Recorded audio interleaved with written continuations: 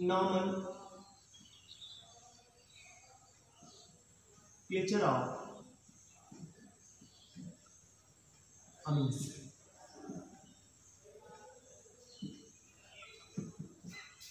जब हम नामकरण की बात करते हैं, किसी का भी हो नामकरण, किसी भी ऑर्गेनिक कंपाउंड का नामकरण की बात करते हैं, तो एक होता है उसका साधारण नाम होता है, ठीक, और एक होता है उसका IUPAC नाम होता है।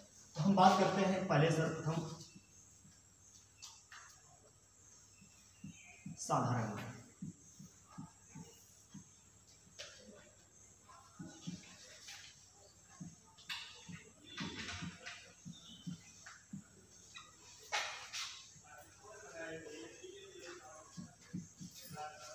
Trivial system. इसमें क्या होता है कि जब हम किसी भी अमीन्स का नामकरण करते हैं, तो अमीन्स के नामकरण जैसे एग्जाम्पल हम लेते हैं CH3, एग्जाम्पल के साथ चलते हैं CH3NH। तो यहाँ पे हमारा अमीन है, हम समझ रहे हैं यह अमीन है, देखिए इसका नाम क्या होगा। तो नामकरण जब करते हैं, साधारण नामकरण करते हैं हम अमीन का, तो हम अमीन के साथ में देख लेते हैं कि कितने एल्किल ग्रुप लगे हुए हैं, कितने एल्किल हैं, और कौन सा एल्किल ग्रुप लगा हुआ है उसका नाम हम सिंपल तरीके से लिख देते हैं कि अमीन के साथ में हम उसके एल्किल ग्रुप को क्या करते हैं, नाम लिख देते हैं। तो हो जाता है यहाँ पे क्या लगा है, CH3 मेथिल है, तो मेथिल अमीन, मेथिल अमीन हो गया। अगर हम यहाँ पे ले लिए CH3 CH2NH2 ले लिए, तो हमारा क्या हो जाएगा, एथिलमीन, एथिलमीन हो गया। अगर हम यहां पे ले लिए CH3 CH2 CH2NH2, ये क्या हो जाएगा हमारा, N-प्रोपिलमीन। तो सिंपल नामकरण में बस यही देखना है कि जो अमीन के कितने हमारे एल्किल ग्रुप हैं, हमारा मेथिल है, एथिल है, प्रोपिल है, जो भी होगा हम उसको अमीन के पहले क्या करेंगे, उसके नाम को लिख के उसका हम नामकरण कर लेते हैं, किसमें, साधारण नामकरण में, ट्राइवियल सिस्टम में। लेकिन जब बात करते हैं हम इसके IUPAC नामकरण में, तो वहां पे क्या करते हैं, IUPAC नामकरण में IU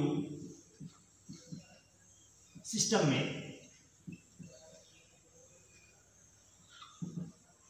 अब हम शुरुआत करते हैं, IUPAC नामकरण की बात करते हैं हम एल्केन, एल्केन का E, यहां से E को हम क्या करते हैं, रिप्लेस कर देते हैं। क्या करेंगे, रिप्लेस करेंगे किसको, E को, और यहां पे जोड़ देते हैं अमीन। क्या जोड़ देते हैं, अमीन। तो हो जाता है क्या, अल्केनामीन,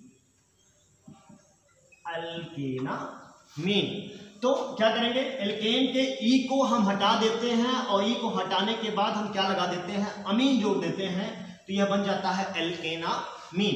एग्जाम्पल हम करते हैं IUPAC नामकरण में, जैसे अभी हमने लिया CH3NH2, हमने क्या कहा, साधारण नाम में क्या होगा, मेथिलमीन। क्या हुआ, मेथिलमीन हो गया।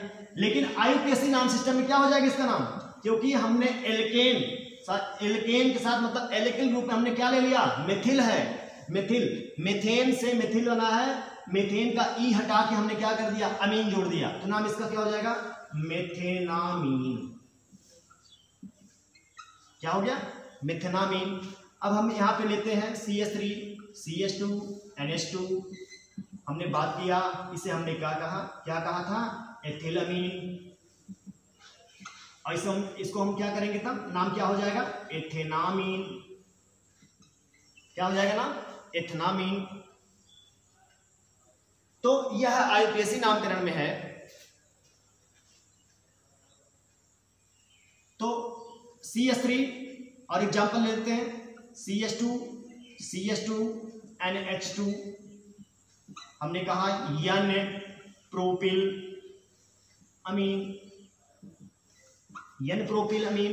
या इसको हम जब IUPAC करते हैं 1-प्रोपेनामीन, 1 प्रोपेनामीन। तो आईयूपीएसी नाम सिस्टम में बस यही करना है कि एल्केन का ई हटा के हम क्या जोड़ देते हैं, अमीन जोड़ देते हैं और इसका हम सिंपल नामकरण कर लेते हैं। एक और एग्जांपल लेते हैं, CH3NH C2H5, इसका नाम हो जाएगा आइसोप्रोपिल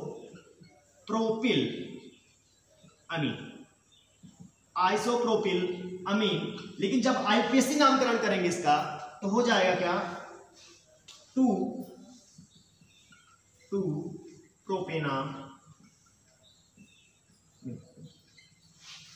प्रोपेनामीन हो जाएगा। तो यह सिंपल इसका नामकरण है, सिंपल पद्धति जिसे कहते हैं ट्राइवियल सिस्टम कहते हैं, साधारण पद्धति है वो। और इसके बाद इसका आईयूपीएसी सिस्टम है।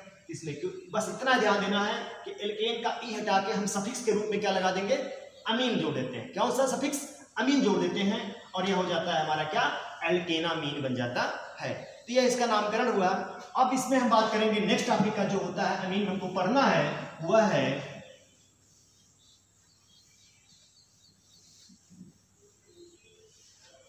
कि समावयता। इसमें समावयता क्या होती है, आइसोमेरिज्म,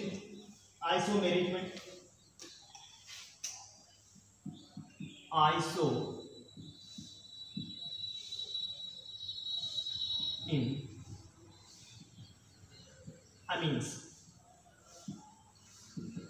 जो अमीन्स होते हैं वह कितने टाइप के समावयता को प्रदर्शित करते हैं। आपको पता होगा पिछली कक्षाओं में आपको पढ़ाया गया है समावयता क्या होता है, उनके स्ट्रक्चरल फार्मूला क्या होते हैं, या मान लिख सकते हो आप मॉलिक्यूलर फार्मूला क्या होते हैं, सेम होते हैं लेकिन स्ट्रक्चरल फार्मूला क्या होते हैं, डिफरेंट होते हैं। ठीक, तो जो समावयता होती है वह अमीन्स भी प्रदर्शित करते हैं। इसमें जो जो समावयता लोग प्रदर्शित करते हैं, जो भी समावयता प्रदर्शित की जाती है अमीन में, उसमें हम पहला बात करते हैं चेन आइसोमेरिज्म, श्रृंखला समावयता, जिसे क्या कहते हैं, चेन आइसोमेरिज्म।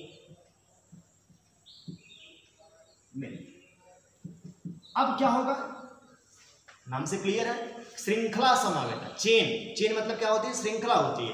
अब इनके तो जो मॉलिक्यूलर फार्मूला होंगे वो क्या होंगे, सेम होंगे, लेकिन जो इसका चेन होगा, चेन कैसा होगा, डिफरेंट होगा। और चेन कैसा होगा, भिन्न भिन्न होगा। अब देखते हैं एग्जांपल देखते हैं यहाँ पे चेन आइसोमेरिज्म में, N ब्यूटिलमीन CH3 CH2 CH2 CH2 NH, यह हमने एक लिख लिया। इसका हम एग्जांपल लिख देते हैं यहाँ पे C4H11, C4H11। तो इसका नाम होता है एन ब्यूटिल अमीन, एन ब्यूटिल अमीन हो गया।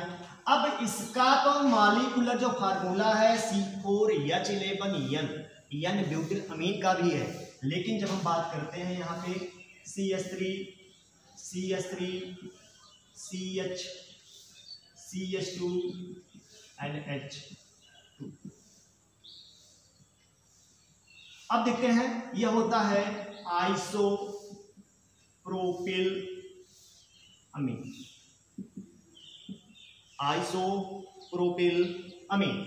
अब देखते हैं C4H11N। जब श्रृंखला समावयता की बात करते हैं, श्रृंखला समावयता की जब बात करते हैं, हमने एक लिया C4H11N, यह हमारा एन ब्यूटिल अमीन है, एक श्रृंखला है।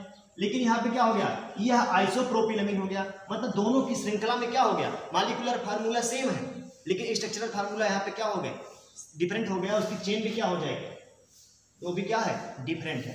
तो चेन आइसोमेरिज्म में क्या होगा, इनके मॉलिक्यूलर फार्मूला सेम होंगे लेकिन जो इनका चेन होगा वह कैसा होगा, डिफरेंट होगा।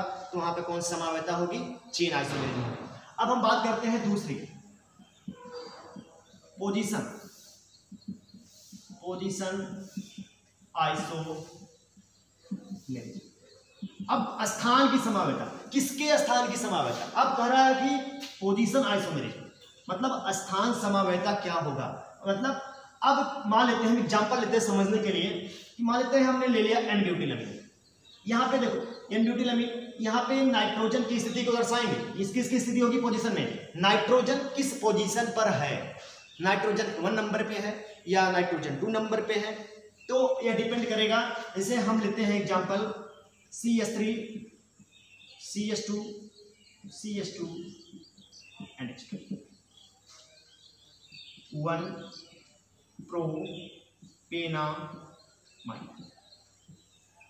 प्रोपेनामाइड।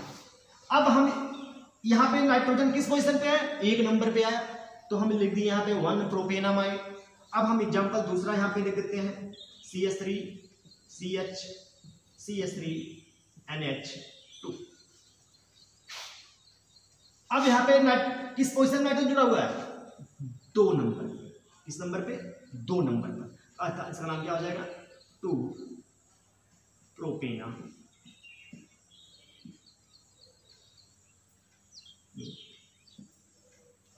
किस नंबर पे है, तो यहाँ पे तो नाइट्रोजन की स्थिति क्या होगी, पोजीशन क्या होगी, मॉलिक्यूलर फार्मूला में कोई परिवर्तन नहीं है, लेकिन जो इसका पोजीशन है नाइट्रोजन की उसमें क्या हो गए, डिफरेंट हो गया, भिन्न हो गए। यहाँ पे 1 नंबर पे जुड़ा है, यहाँ पे 2 नंबर पे जुड़ा है, अर्थात यहाँ पे कौन सी आइसोमेरिज्म हो रही है, पोजीशन आइसोमेरिज्म हो रही है। अब हम बात करते हैं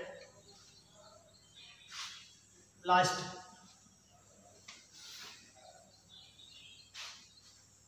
बात करते हैं, लास्ट में हम बात करते हैं फंक्शनल ग्रुप आइसोमेरिज्म। फंक्शनल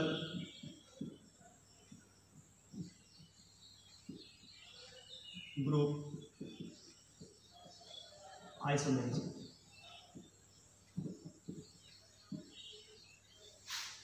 क्रियात्मक समूह समावेत।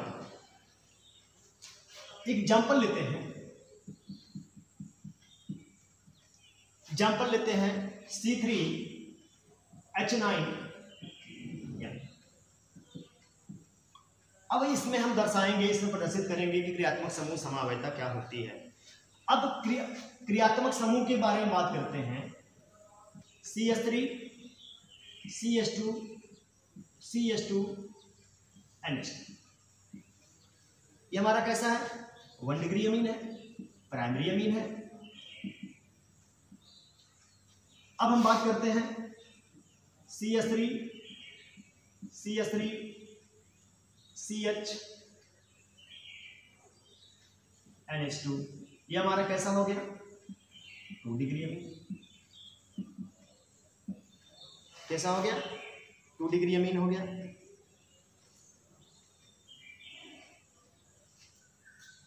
अब हम बात करते हैं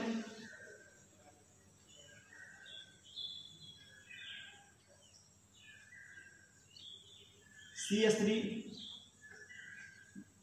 N CH3 CH3, ये हमारा कौन सा हो गया,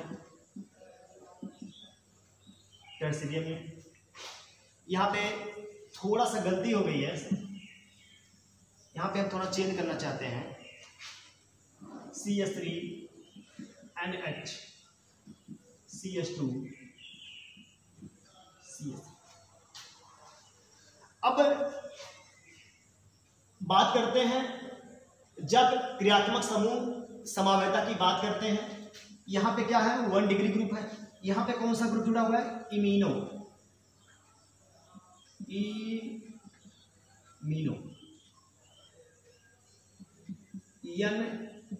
अगर NH ग्रुप जुड़ा होता है उसे हम कहते हैं, कौन सा ग्रुप कहते हैं, इमीनो ग्रुप कहते हैं। और ये टर्शियरी अमीन ग्रुप होता है, यह अमीन ग्रुप होता है। तो यहाँ पे क्या होता है, मॉलिक्यूलर फार्मूला में कोई परिवर्तन नहीं हो रहा है, मॉलिक्यूलर फार्मूला सेम है, लेकिन क्रियात्मक समूह में भिन्नता आने के कारण इसके जो भी यहाँ पे कंपाउंड लिखे गए हैं उनमें भी क्या, कौन सी समावेयता हो रही है, वहां पे क्रियात्मक समूह समावेयता हो रही है। तो यह हमारा हो गया प्राइमरी अमीन, यहाँ पे अमीनो अमीन ग्रुप लगा हुआ है, यहाँ पे इमीनो जो सेकेंडरी अमीन होता है वहां पे इमीनो ग्रुप लग जाता है, और ये हमारा कौन सा है, टर्शियरी ग्रुप लगा है। तो यह समावेयता की बात हुई, इसमें हमने चेन, क्रियात्मक समूह और पोजीशन आइसोमेरिज्म की बात किया। अब हम बात करते हैं इसमें कि basic nature of alkyl amines, basic character क्या होता है, basic nature of alkyl amines. क्योंकि हम बात करते हैं अमोनिया से, शुरुआत हम करते हैं, हमने कहाँ से किया था, अमोनिया से किया था। तो NH3, इस नाइट्रोजन के ऊपर एक लोन पेयर साथ इलेक्ट्रॉन होता है, एक लोन पेयर साथ इलेक्ट्रॉन होता है। क्यों? यह इसके ऊपर एक लोन पेयर साथ इलेक्ट्रॉन होने के कारण यह अपना एक लोन पेयर साथ इलेक्ट्रॉन किसी को दे सकता है। अगर कोई भी अपना एक लोन पेयर साथ इलेक्ट्रॉन देता है तो वह कहलाता है क्या, लोइस बेस। क्या कहलाता है, लोइस बेस कहलाता है। अगर कोई लोन पेयर साथ इलेक्ट्रॉन एक्सेप्ट करता है वह क्या कहलाता है, लोइस बेसिड कहलाता है। तो जो बेसिक नेचर की बात करते हैं तो यह है लोन पेयर ऑफ इलेक्ट्रॉन होने के कारण यह कैसा होगा, लुईस बेस का कार्य करेगा, लुईस बेस की भांति कार्य करेगा। अब लोन पेयर ऑफ इलेक्ट्रॉन होने के कारण यह लुईस बेस का कार्य किया। तो जब हम इसके बेसिक नेचर के बारे में समझते हैं तो यहाँ पे क्या होता है, अमीन के बारे में बात करते हैं। तो अमीन के बारे में जब हम बात करते हैं, जो NH3 होता है उसका एक हाइड्रोजन रिप्लेस हो जाता है और बन जाता है हमारा क्या, प्राइमरी अमीन बन जाता है। अब ध्यान देने वाली बात है कि इसके एक हाइड्रोजन को रिप्लेस कौन किया, एक एल्किल ग्रुप किया। अब एल्किल ग्रुप आ जाने के कारण क्या होगा, एल्किल ग्रुप जो होता है, आप लोगों ने पिछली कक्षाओं में पढ़ा है, वहां पे इफेक्ट के बारे में पढ़ा है। वहां पे अगर किसी भी ग्रुप में कोई धक्का देने वाला ग्रुप जुड़ जाता है वहां पे कौन सा इफेक्ट होता है, वहां पे होता है इंडक्टिव इफेक्ट। और इंडक्टिव इफेक्ट में दो टाइप का होता है, एक होता है प्लस आई इफेक्ट, दूसरा होता है minus I effect. Plus I effect क्या होगा, जब इलेक्ट्रॉन को धक्का देने वाला ग्रुप कोई जुड़ा होगा तब उसे हम क्या करते हैं, प्लस आई इफेक्ट करते हैं। तो यहाँ पे जो एल्किल ग्रुप होता है वो हमेशा इलेक्ट्रॉन को क्या करता है, धक्का देता है, इलेक्ट्रॉन को धक्का देने वाला ग्रुप होता है। तो यह R इलेक्ट्रॉन को धक्का देगा, इलेक्ट्रॉन को धक्का देगा तो क्या होगा, इलेक्ट्रॉन डेंसिटी इस नाइट्रोजन के पास क्या होगी, बढ़ेगी। इलेक्ट्रॉन डेंसिटी क्या होगी, नाइट्रोजन के पास बढ़ेगी, और यह नाइट्रोजन अपना इलेक्ट्रॉन उतने आसानी से क्या कर सकता है, दूसरे को दे सकता है। तो जैसे जैसे यहाँ पे इस एक हाइड्रोजन को रिप्लेस किया एक एल्किल ग्रुप, तो यहाँ पे क्या हुआ, धक्का देने वाला प्लस आई इफेक्ट हुआ। कौन सा इफेक्ट हुआ, प्लस आई इफेक्ट हुआ। अब यहाँ पे क्या हुआ, अगर हम बात करते हैं यहाँ पे एक हाइड्रोजन और गया, एक एल्किल ग्रुप और जुड़ गया आगे, तो बन जाता है RNH। अब ये भी धक्का दे रहा है, ये भी धक्का देने वाला ग्रुप है। इलेक्ट्रॉन डेंसिटी क्या होगी, यहाँ पे नाइट्रोजन में बढ़ती जाएगी और वह आसानी से क्या होगा, इलेक्ट्रॉन देता है। सेम प्रोसेस यहाँ पे भी गया हाइड्रोजन, और यहाँ पे कितने एल्किल ग्रुप जुड़ गए, 3। और इलेक्ट्रॉन अब धक्का देने वाले ग्रुप कितने हो गए, 3 हो गए। ये भी धक्का देगा, ये भी धक्का देगा, तो ये भी धक्का देगा। तो हम जब बात करते हैं कि यहाँ पे बेसिक नेचर किसका होगा ज्यादा, तो यहाँ पे ध्यान देने वाली बात है R3N का सबसे ज्यादा होना चाहिए, इसके बाद R2N का होना चाहिए, इसके बाद RNH2 का होना चाहिए, और सबसे कम किसका होना चाहिए, NH3 का। लेकिन ध्यान देने वाली बात यहाँ पे है कि प्लस आई इफेक्ट होने के कारण, इलेक्ट्रॉन को धक्का देने के कारण इलेक्ट्रॉन डेंसिटी नाइट्रोजन के पास तो बढ़ती है। यहाँ पे क्या होती है, इस नाइट्रोजन के पास इलेक्ट्रॉन डेंसिटी बढ़ जाती है, जिसके कारण यह अपना इलेक्ट्रॉन क्या करता है, येलो पेयर ऑफ इलेक्ट्रॉन को आसानी से क्या करेगा, दे सकता है। लेकिन जो यह क्रम है यह केवल उत्तरदायी होता है किसके लिए, किस अवस्था के लिए, वेपर स्टेज के लिए। किसके लिए, वेपर स्टेज के लिए।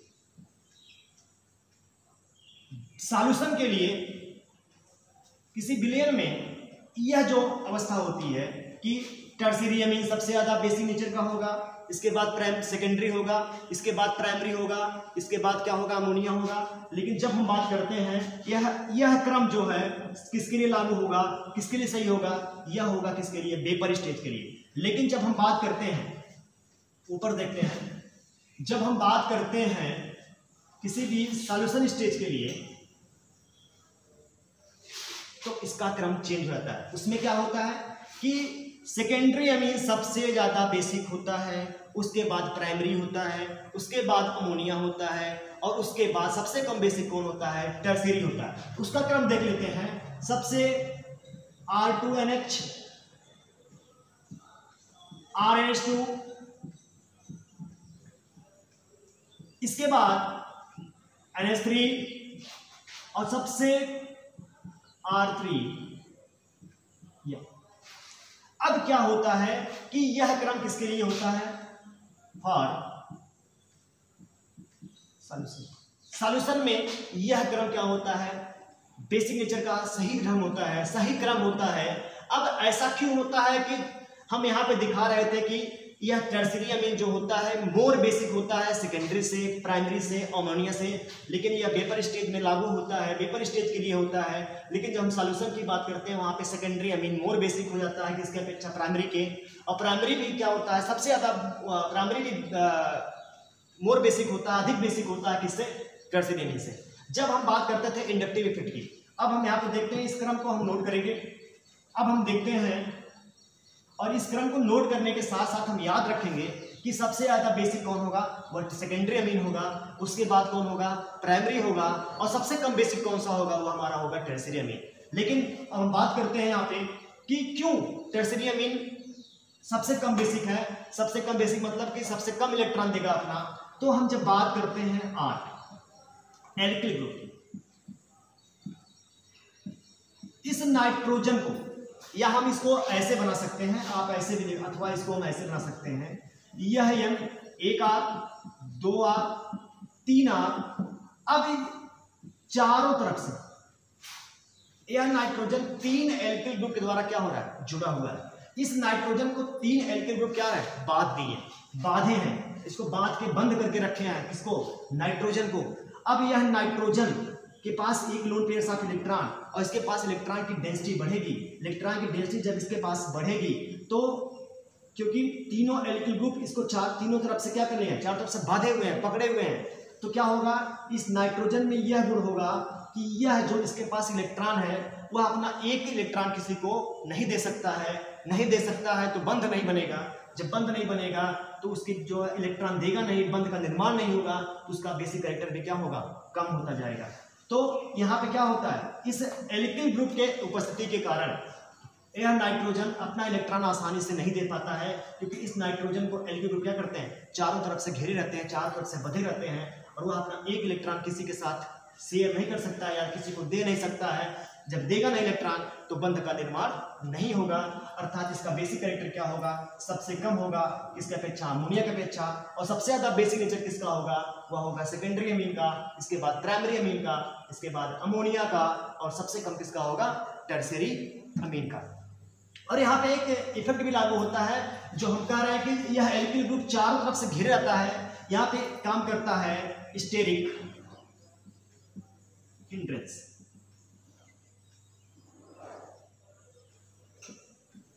स्टेरिक हिंड्रेंस, क्योंकि ये इसके ऊपर क्या करता है? चारों तरफ से इसको बांधे रहता है और इसको इलेक्ट्रॉन को डोनेट करता है, दबा इलेक्ट्रॉन को धक्का देता है, जिसके कारण यह आसानी से अपना इलेक्ट्रॉन किसी को दे नहीं सकता है और बांड का निर्माण भी नहीं करेगा। यहाँ पे कौन सा कार्य करेगा? स्टेरिक हिंड्रेंस के कारण, क्योंकि यहाँ पे जो ग्रुप लगे हुए हैं नाइट्रोजन के साथ में कैसे हैं? भारी ग्रुप लगे हुए हैं, जिसके कारण यह अपना इलेक्ट्रॉन आसानी से बाइंडिंग के लिए दे नहीं सकता है और बंध का निर्माण नहीं कर सकता है, जिसके कारण इसकी बेसिक कैरेक्टर क्या होगा? सबसे कम होता है। तो आज हम लोगों ने बात किया कि अमीन्स क्या होते हैं, हमने अमीन्स का क्लासिफिकेशन देखा। अमीन्स क्लासिफिकेशन के बाद हमने देखा उसमें समावयता क्या होती है, समावयता के बारे में जानकारी हम लोगों ने प्राप्त किया। इसके बाद स्ट्रक्चर देखा, अमोनिया का स्ट्रक्चर देखा, संकरण कौन सा होता है, और इसके बाद हमने primary amine, secondary amine, tertiary amine का स्ट्रक्चर देखा। इसके बाद हमने basic nature of alkyl amines की बात किया। अब हम जो बात करेंगे उसमें जो बात करेंगे अमीन्स में हमको पढ़ना क्या। आज हम अब शुरुआत करते हैं नेक्स्ट अमीन में ही एक कंपाउंड का, जिसका नाम है एथिल अमीन। एथिल अमीन, एथिल अमीन C2H5NH2 C2H5NH2 एथिलअमीन, इसको हम बनाते कैसे हैं, इसका भौतिक गुण क्या होगा, इसके केमिकल प्रॉपर्टीज क्या होंगी, इसके बारे में सब अध्ययन होगा। तो एथिलअमीन में हम लोग सर्वप्रथम बात करते हैं मेथड ऑफ प्रिपरेशन।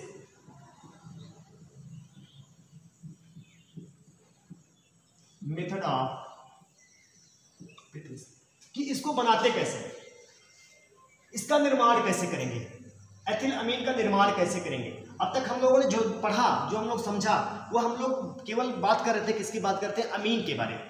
अमीन में अब हम एक अलग कंपाउंड पढ़ेंगे, एक यौगिक पढ़ेंगे, वो कौन सा है, एथिलअमीन है। और उसमें हम लोग क्या पढ़ेंगे, मेथड ऑफ प्रिपरेशन कि एथिलअमीन को हम कैसे बनाएंगे। हम लोग शुरुआत यहीं से करेंगे, इसके बाद इसके हम फिजिकल प्रॉपर्टी, भौतिक गुण के बारे में बात करेंगे, इसके बाद हम इसके केमिकल प्रॉपर्टीज के बारे में बात करेंगे। तो हम लोग शुरुआत करते हैं मेथड ऑफ प्रिपरेशन। और इसमें जो है पहला हम लोग पढ़ेंगे क्या, फर्स्ट